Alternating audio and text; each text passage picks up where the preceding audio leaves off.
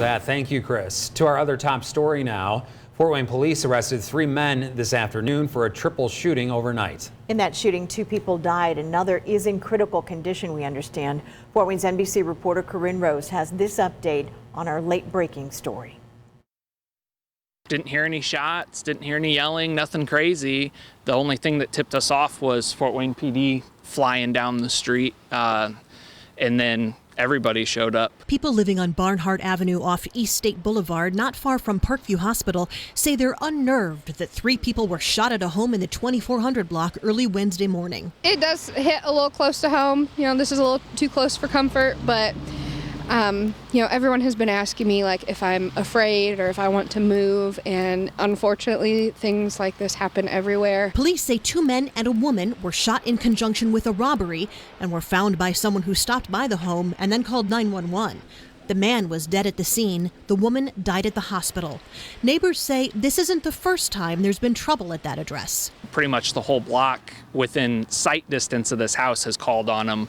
You know, they've been out domestic type situations, yelling, screaming, that kind of stuff. However, police say this was a murder robbery, not a domestic issue, and do not believe it's connected to any other recent violent crimes. A lot of the things we've done on this case has been sheer police work. We've just had a lot of really good information coming from some people that were directly involved. So we were able to capitalize on that quickly. About 12 hours after the victims were discovered, detectives found, interviewed, and arrested 3 men for their roles in the crime. 22-year-old Chaw Lang is preliminarily charged with 2 counts of murder, 2 counts of felony murder, robbery, and violations of probation and reentry court. 20-year-old Kerwins Lewis is charged with 2 counts of felony murder, robbery, and possession of a controlled substance. And 23-year-old James Lee Paul is charged with 2 counts of felony murder and robbery. It just seems like society has no more coping skills.